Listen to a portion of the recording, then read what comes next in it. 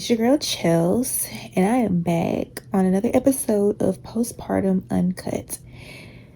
This episode is just really like a personal vlog that we're both going to do and just kind of talk about our perspectives on how our weekend went and just kind of where we're at mentally.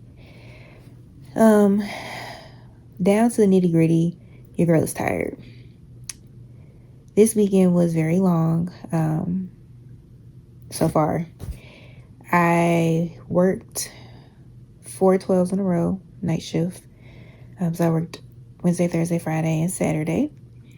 It's been hard. Already just physically, the demand of being a nurse and working 12s is already a thing. And then to put night shift with the awkward hours of being at the hospital from 7 p.m. to 7 a.m. is already like, ew. And then having to leave a baby girl with my mom for 4 nights. While I'm blessed to have her to be able to leave her with, it's also the trade-off because by like the 4th shift, baby girl is kind of like looking at me like, who are you? Because I haven't been here. I've been gone. When I came home after my 4th shift, she definitely was looking at me kind of crazy. She had to warm up to me. I don't like that feeling. You know, that's a little disheartening. But I have to work. I have to make money. I have to provide. You know, I don't have a backup. It's me. So I gotta do what I have to do to make sure that me and baby girl are good, that I'm able to provide, put food on the table, get her what she needs, get her what she wants. Christmas is coming up, birthday's coming up, so it's just a lot, definitely, that needs to be done and it's gonna get done. But that also requires me to clock some hours, clock some overtime, you know, and those are just sacrifices that we have to make as parents. Kind of referencing the episode that we did on mom guilt as well, where it's like you feel guilty for leaving your child, but you have to work, you know. I'm not out here on foolery. I have to work. So, yeah, it's been long hours clocking them at work, but it's a rewarding job. I do enjoy what I do. It's just that sometimes working with people, you never know what you're going to get yourself into because you never know what type of patients you're going to have. But I literally got off work, came home, bathed baby girl, and then did her hair. Did her hair, oh my gosh. It went by the wayside after the 4 days. So I did her hair, washed her hair, did her hair. Felt good about that. And me and my mom, or should I say my mom and I, we're just really the team getting things done. And she wanted to go to church, so when I got home, she went to church. That's when I did all of that. Fed baby girl. She came back home from church, let me take a nap. I got up. I had to go to the store, refill the pantry and the cabinets, make sure baby girl had what she needed, all her snacks and all that jazz. Then I came home after being at the store and put up the Christmas tree. It had been a task that had been on my list for about a week or so, but just wasn't home to do it. So I made sure that at the very least the tree got up. I do have some ornaments on there, the tree topper and all that, and then I could just fill it in as I go. But the tree is up. That was the main thing for me, was to make sure that the tree got up. Everything else can come later. So I feel accomplished getting that done, and I have all my food for meal prep. I'll juice tomorrow. I got everything I needed for juicing. So then I'll get up tomorrow, take baby girl to swim class, try to get the gym session in. Haven't been to the gym since Friday. Trying to stay on top of my gains, my goals.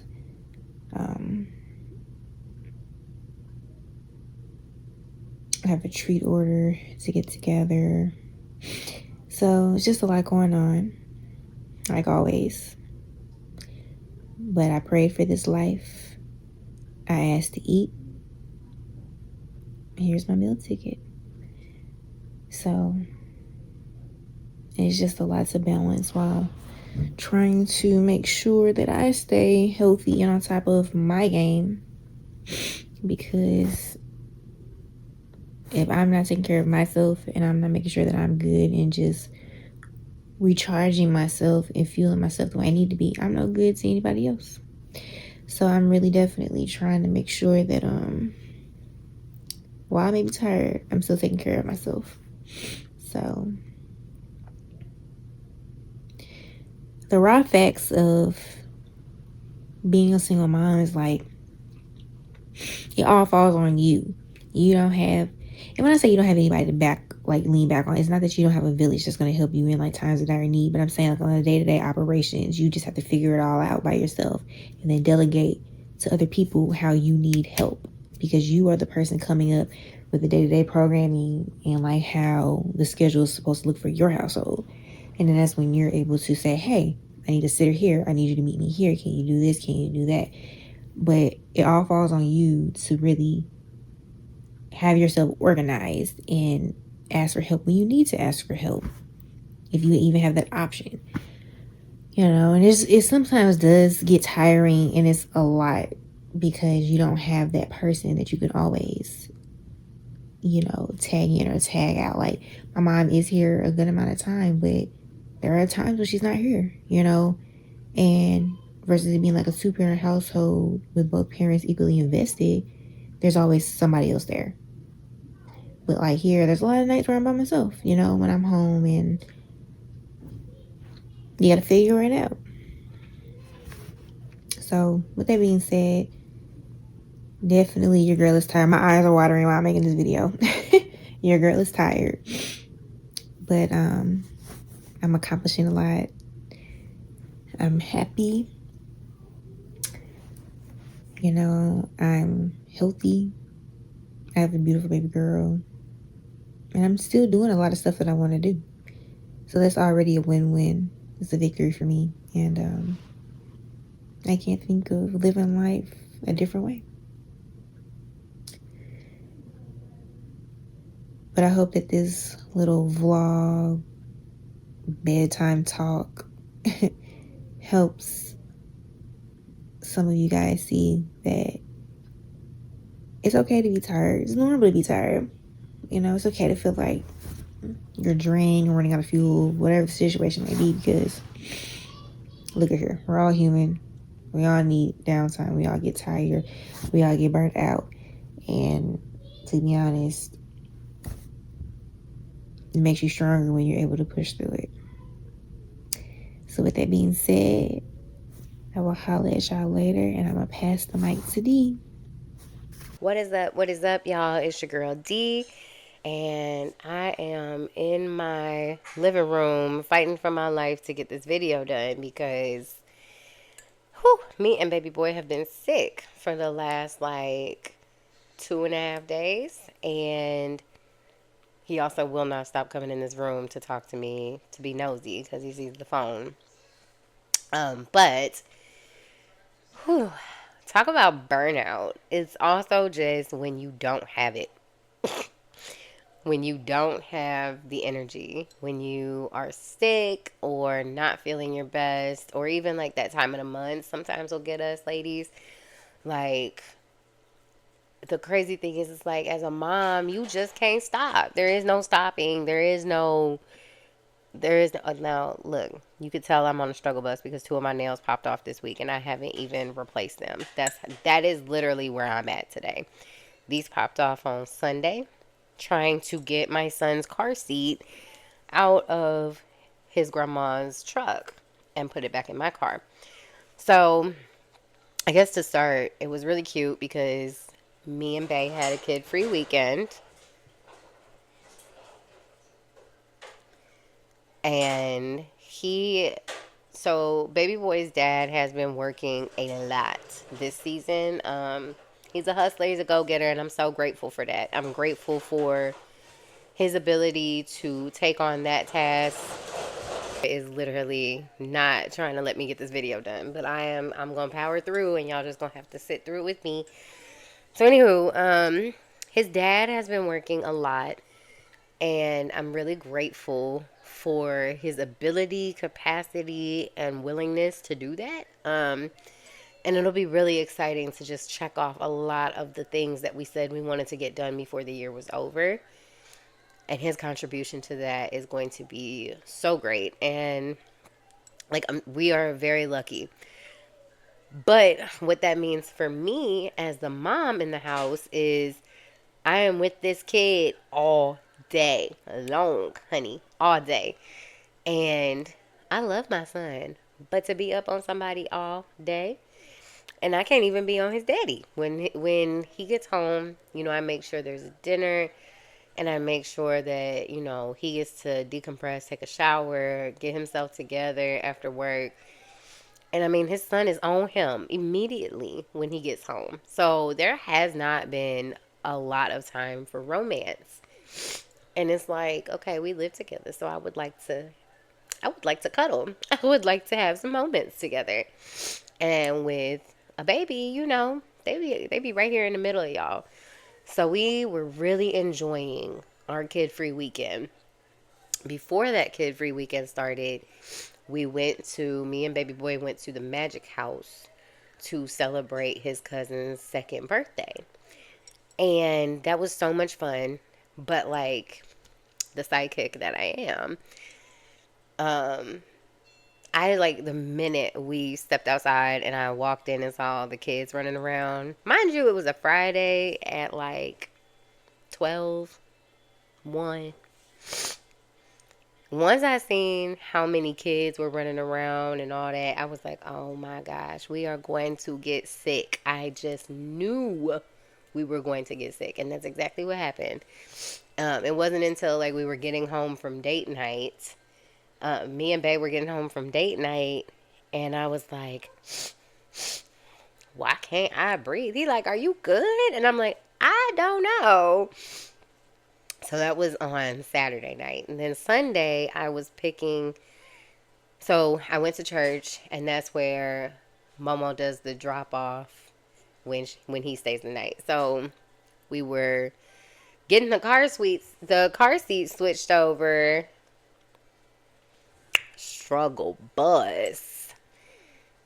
Something was latched that I didn't know how to unlatch. Don't even talk about me, y'all. But I was like not feeling my best at church, but I was in such a great mood. I wasn't feeling my best at church. So like, but I was so excited to be there. So I just kind of mustered on through with my tea, took me some Dayquil, kept it pushing. But like when I say we were out there trying to switch the car seat out for like a whole 20 minutes. My sister had to come help me. The kids are in the car. Baby boy's acting like he's driving the car, so he's sticking his head out the window. It's cold here, okay? It's cold. So once I was outside for about 20 minutes trying to figure out this car seat, when the second nail popped off, I was like, ugh, this is not going to be good for whatever's going on inside of me. So by the time we got home from church, I was out of commission, laying down over it. And overnight is when like most of it started coming out. Like I had mucus. Oh, it was so bad, y'all. It's so bad. And if you know me, you know I cannot stand dishes in the sink. And when I say these dishes started with this little pile, and the more time progressed, like today, like they have to get done. If I can vlog, I can do my dishes. So that's like next on my list. My dishes are so high right now, y'all. It's not even funny. It's a huge pile of dishes in my sink, and I'm so annoyed by it. And I'm pretty sure that I heard Dad trying to do them for me. And he got interrupted because his son woke up out of his sleep and heard him and was like, Daddy? Daddy? So literally have these dishes in the sink and it is driving me nuts. And then it was like, I don't want Dad to get sick. So I've been like trying to disinfect and like separate clothes. I changed the bed sheets immediately yesterday morning. Just because I'm like, if I can keep, if you have laundry machines, you might as well use them, right? So the whole thing is like not to just lay and fester in the same germs. Like, I've been really good about switching out pillowcases and all of that, but even that will take me out. I don't even know if y'all can tell, but like my chest is still a little hard to breathe. But I know I'm at the tail end of this, so I'm just going to muster on through. Like, burnout as a mom feels so defeating sometimes.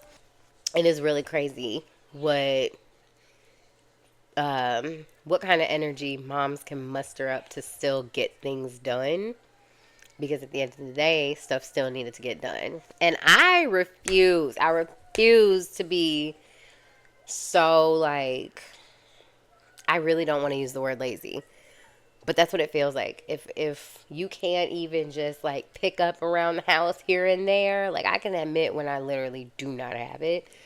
But like even over the last couple of days, it's just a matter of like putting stuff away just ever so casually. Sometimes I'll make piles like this is gonna have to go back in the bathroom. This is gonna have to go back here.